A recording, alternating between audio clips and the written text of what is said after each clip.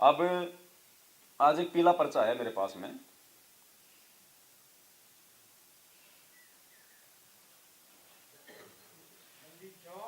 गुरु रामपाल जी भगवान की जय हो।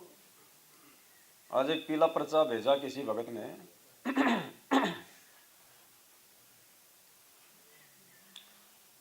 ये पीला पर्चा है 9 अप्रैल 2023 का। क्या आया पीले पर्चे में? सतगुरुदेव की जय, दिनांक 9 अप्रैल 2023, समय 11:50 सुबह के। सभी भगतात्माओं से प्रार्थना है कि गुरुद्रोही अफवाहें फैला रहे हैं कि सतगुरुदेव जी के प्रति हो रहे अन्याय एवं अत्याचार के विरुद्ध राष्ट्रीय समाज सेवा समिति व मैनेजमेंट के खिलाफ बिहार के सासाराम नगर में 30 अप्रैल 2023 दिन रविवार को गलत तरीके से कोई प्रोग्राम कर रहे हैं। अतः कोई भी भगत आत्मा इस प्रोग्राम में ना जाए। जो भी भगत आत्मा जाएगा उसका नाम खंड हो जाएगा। अब बताओ, इसमें नाम खंड होने वाली कौन सी बात होगी? हालांकि हम नहीं करवा रहे प्रोग्राम, क्योंकि ये गुरुद्रोही हमारे को मानते हैं, हम सात संगत वालों को मानते हैं गुरुद्रोही। लेकिन हमारा तो कोई मतलब ही नहीं है ऐसा। हमने तो कभी भी ऐसा कोई वकीलों का कोई जखीरा खड़ा नहीं किया। उनके खिलाफ हो रहे अत्याचार के खिलाफ कोई कानूनी लड़ाई या कोई वकीलों का हमने तो आज तक नहीं किया, ना हम करने वाले। ये बिहार से कोई एडवोकेट है, कोई वो शशि भूषण जी,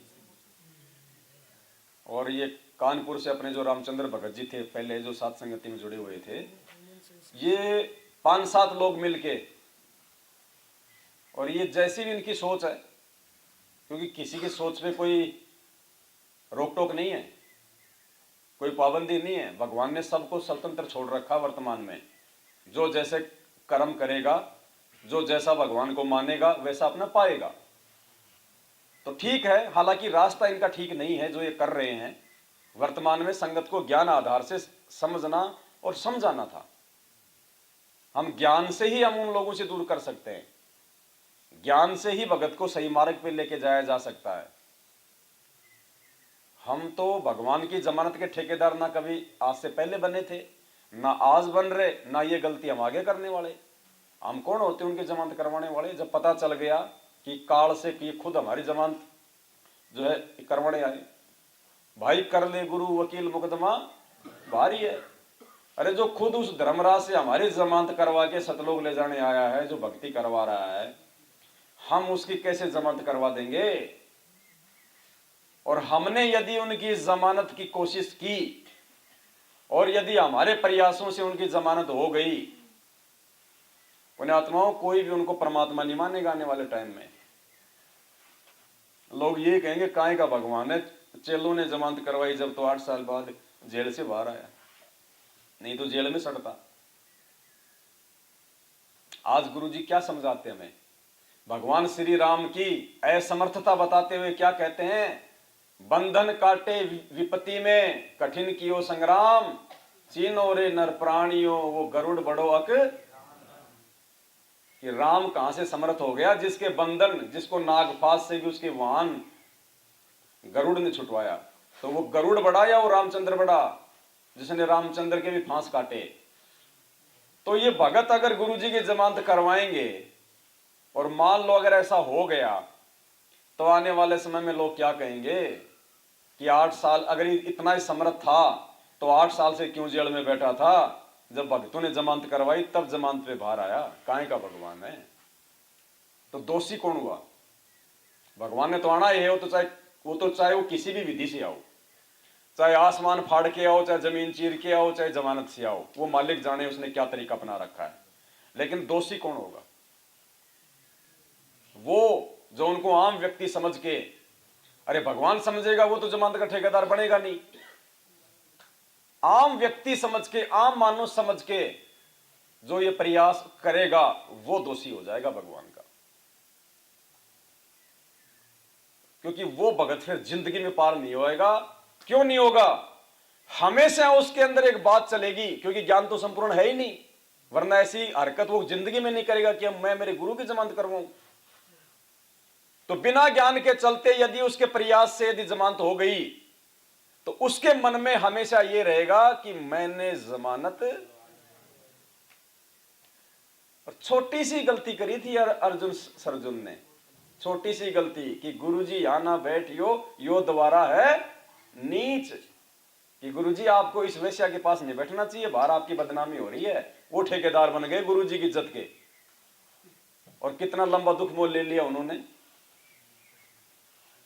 तो भाई भगवान ने कहा ना कि कुछ बातें आपको कथाओं से समझ में आ जाएंगी और कुछ आपको कॉमन सेंस से।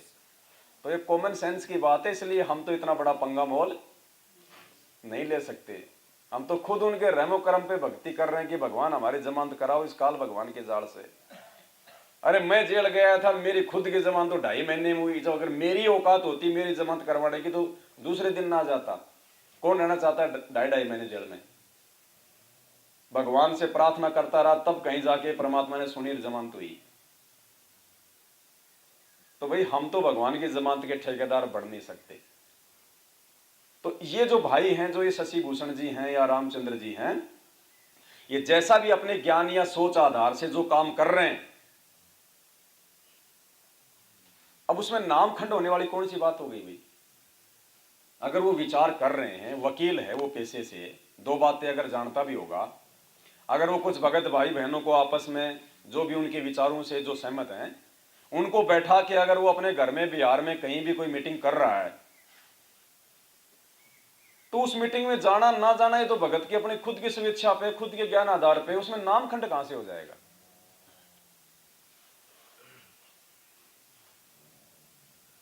लेकिन ये क्यों हो रहा है?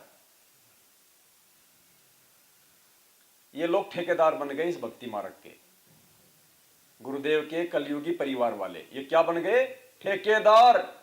कि संगत ने अगर बाथरूम भी करने जाना तो हमसे पूछ के जाना पड़ेगा, नहीं तो नामखंड। आने वाले समय में अगर यही दशा रही तो चाय तुमने चीनी की बनानी है या फिर गुड़ डालना है, पूछना पड़ेगा पहले। मार्केट में जाओगे अंडरवियर खरीदने, पूछना पड़ेगा लाल वाली लाएं हरी वाली लाएं। अगर ये हालत रही तो नित्य नियम भी इनसे पूछ के करना पड़ेगा। ये चाहते ये लोग कि ये भगवान के दास ना बन के हमारे दास बन जाएं, और जैसा हम कहें वैसा ये लोग करें। ये है काल भगवान का जाल। और जो इस जाल को जो समझ जाएगा और इस जाल को जो तोड़ने का प्रयास जो करेगा, तो काल भाई देखो थोड़ा बहुत तो उसको परेशान करेगा, दुखी करेगा, सताने का प्रयास करेगा। अगर दृढ़ रहेंगे फिर ये पीछा छोड़ देंगे, कुछ नहीं कर सकते। फिर ये इन्होंने सारे हथियार यूज कर लिए इस दास के ऊपर, कुछ नहीं कर पाए। अंत में जेल तक इन्होंने करवा दी। क्या कर लिया इन्होंने? कुछ नहीं कर पाए। अपने कर्म फोड़ लिए इन्होंने, इतिहास बन गया पुण्यात्मा। हजारों साल तक ऐसे मार्ग नहीं चलेगा। ये हजारों साल संत रामपाल जी भगवान की अनुपस्थिति में ये मार्ग चलेगा ना, ये आने वाली आत्माओं को सावधान करने के लिए एक वीक पॉइंट हो जाएंगे ये, कि वास्तव में ये लोग ये काल के द्वारा भेजे गए थे, जो अपने स्वार्थ के लिए अपने गुरु को आम व्यक्ति समझ के उस भगत के प्रति अपने गुरु जी के दिल में जहर घोल दिया। वो तो अंतर्यामी है, परमात्मा, सबको पता है कौन क्या बोल रहा है। लेकिन जिन्होंने उनको आम व्यक्ति माना वो तो सारे को प्रयास करेंगे। जैसे शेख तकी था, परमात्मा को आम व्यक्ति मानता था, कितने को प्रयास किए उसने? 52 बार परमात्मा के साथ में छल कपट किया। वो तो नहीं मरा, कुछ भी बाड़ बाका नहीं हुआ, लेकिन वो तो ये सोच रहे थे कि अगली बार हो जाएगा, अगली बार हो जाएगा। क्यों नहीं मरा? अगली बार मरेगा। उन्होंने सारे कुप्रयास किए, सारे षड्यंत्र रचे, लेकिन उस भगवान का कुछ नहीं बिगाड़ पाए ना। तो ऐसे ही आज वर्तमान में भगवान के बच्चों का ये कैसे बिगाड़ लेंगे? अगर कोई बच्चा होगा तो, अगर उनकी मर्यादाओं में कोई होगा तो, जो गुरु को भगवान मानेगा तो भगवान कैसे बाल बाका होने देगा उसका? तो ये अपने कर्म फोड़ रहे, अपने गुरु भाई के खिलाफ, अपने गुरु को भड़काना, जहर भरना, झूठ साच बोल के झूठी निंदा चुगली करना, और दूसरा अपने गुरु को आम व्यक्ति समझ के अपने गुरु के दिल में जहर भरना। वो संगत को तोड़ रहा है, वो गुरुद्रोही हो गया, नाम दे रहा है, संगत को लूट रहा है, ये कर रहा है, वो कर रहा है। मालिक कहते हैं ना, भगत जनों की निंदा करके क्यों गिन गिन कांटे बोते हो। तो ये कांटे बो रहे हैं अपनी राह में ये लोग, और आने वाले समय में यही बातें, यही कर्म, यही घटनाएं इतिहास बन जाएंगी। इतिहास, जैसे गुरुजी ने बताया ना कि वो पंडित जी रेल में जा रहा था, एक साथ में उसका असिस्टेंट था। तो पंडित जी ने ट्रेन में कहा, रे भाई थोड़ी सी मेरे को जगह दे दो। तो लोगों ने कहा, क्यों, ये बाकी लोग खड़े, तेरे कुछ ज्यादा दिक्कत है क्या?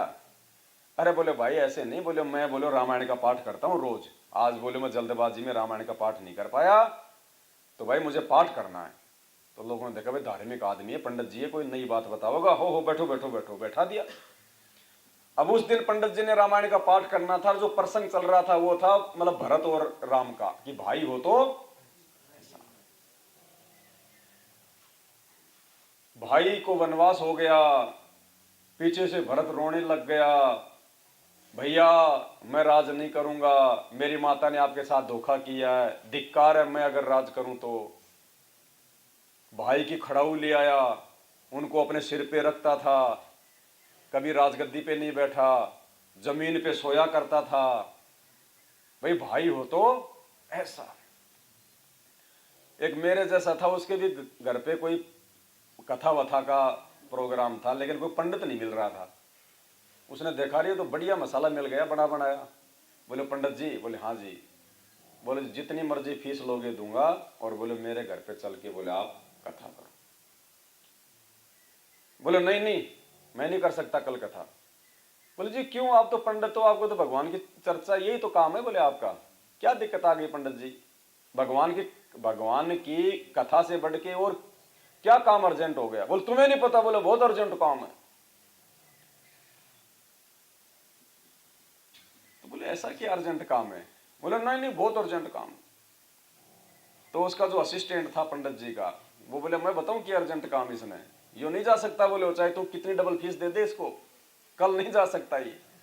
बोले ऐसा क्या अर्जेंट काम है? बोले अर्जेंट काम है, बोलो घर में गाय भैंस का जो गोबर चौथ होता है उसको डालने की जो होती है ना कुरड़ी, बोले इसने अपने भाई पे मुकदमा कर रखा उस जगह के लिए, थोड़ी सी 2-4 इंच की जगह के लिए इसने अपने भाई के ऊपर मुकदमा कर रखा है, और कल कोर्ट में भाई इसकी गवाही है, मैं इसका जो है गवाह हूं, कल इसकी तारीख है। तो कल ये हर हालत में कहीं नहीं जाएगा कथा करने के लिए। तो परमात्मा ने बताया कि कथा तो कह रहा है राम और भरत की, कि भाई हो तो ऐसा, और खुद ने नालायक ने 2 इंच जमीन पे अपने भाई के ऊपर मुकदमा कर रखा। तो आज एग्जाम्पल बनी ना वो कथा हमें समझाने के लिए। तो मैनेजमेंट वाले हमारे कौन है? गुरु भाई। मुकदमा किस पे कराया इन्होंने? तो ये एग्जाम्पल बनेंगी ये कथाएं आने वाले समय में भक्तों को सावधान करने के लिए। जैसे आज मीराबाई की कथा, कोई धर्मदास जी की कथा, कोई जीवा दत्ता की कथा, कोई अर्जुन सर्जुन की कथा आज हमारे को भक्ति मार्ग पे सहायता दे रही है ना, कि वो गलतियां हम ना करें। तो आने वाले समय में वर्तमान की जो घटनाएं हैं, ये आने वाली जो पीढ़ियां होंगी, ये उनको सहायता करेंगी भक्ति मार्ग में, कि जो गलतियां वो लोग कर गए तुम ना करना ऐसी गलतियां, एक दूसरे भगत भाई बहनों के प्रति राग द्वेष करके अपने स्वार्थ के लिए। पुण्यात्माओं हमने उनके जैसा नहीं बनना, नहीं तो फिर परमात्मा की फिर तो एग्जाम्पल ही समाप्त हो जाएंगे, फिर हम भी दोषी बन गए उल्टे। तो हमने हर हाल में साधुता दिखानी है, हर हाल में, चाहे ये मारें चाहे गालियां निकालें, सारे कुप्रयास किए इन्होंने सारे। गुरुजी से भी इन्होंने उल्टा सीधा भड़का के गुरुद्रोही डिक्लेयर करवा दिया। करवा दो, जब तक वो अपने दिल से गुरुद्रोही डिक्लेयर नहीं करेगा, कोई माई का लाल हमारे को गुरुद्रोही नहीं कर सकता दुनिया में। कहते हैं जो गुरु के दिल से उतरे वो शब्द भी होना। अरे गुरुजी ने तुम लोगों को डिक्लेयर कर रखा है गुरुद्रोही।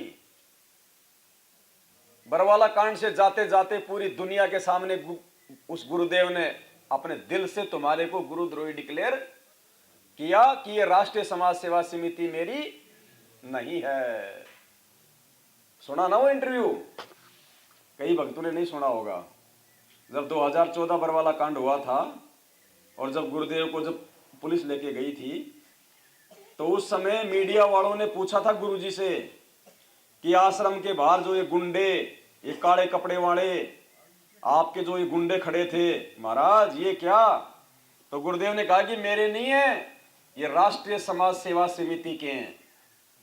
यानी जो समिति बना रखी थी ना मैनेजमेंट वालों ने कि ये राष्ट्रीय समाज सेवा समिति के हैं। तो मीडिया वालों ने कहा कि महाराज समिति भी तो आपकी है। तो गुरुजी ने कहा कि नहीं, मेरी नहीं, मेरी नहीं है। मतलब गुरुजी ने रिजेक्ट कर दिया कि ये मैनेजमेंट मेरा नहीं है, ये भगत मेरे नहीं है। और उस समिति में कौन है? गुरुजी का परिवार, गुरुजी के रिश्तेदार, ये सारे के सारे ये स्टेट कोऑर्डिनेटर। तो सबको गुरुजी ने डिक्लेयर कर रखा गुरुद्रोही। ये संकेत है, ये कॉमन सेंस की बातें, ये सबको रिजेक्ट कर रखा परमात्मा ने इनको। केवल इनकी भक्ति चल रही है जो इन्होंने पहले कभी गुरुजी की 2014 बरवाला कांड से पहले जितने दिन इन्होंने मर्यादा में रह के भक्ति की होगी ना, केवल इनकी भक्ति चल रही है। आने वाले समय में आप इनकी दुर्गतियां देख लेना। इनकी कुत्ते जितनी इज्जत नहीं होगी इनकी भगत समाज में। इनके जो कुकर्म आज ये कर रहे हैं ना, आने वाले समय में जब ये लोगों की आंखों के सामने, जैसे आज हमारा परमात्मा ने बुद्धि खोली तो आज हमें पता चल रहा है ना कि उनके कर्म क्या और हमारे कर्म क्या है। क्यों पढ़ाया हमें परमात्मा ने? आप पहले ये सुनिए।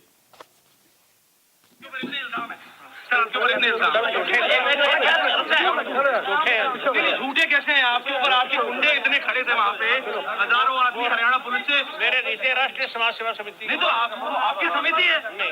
अरे आपकी समिति है बाबा, आप अपने आप को मना कर दिया गुरुदेव ने कि मेरी समिति नहीं है।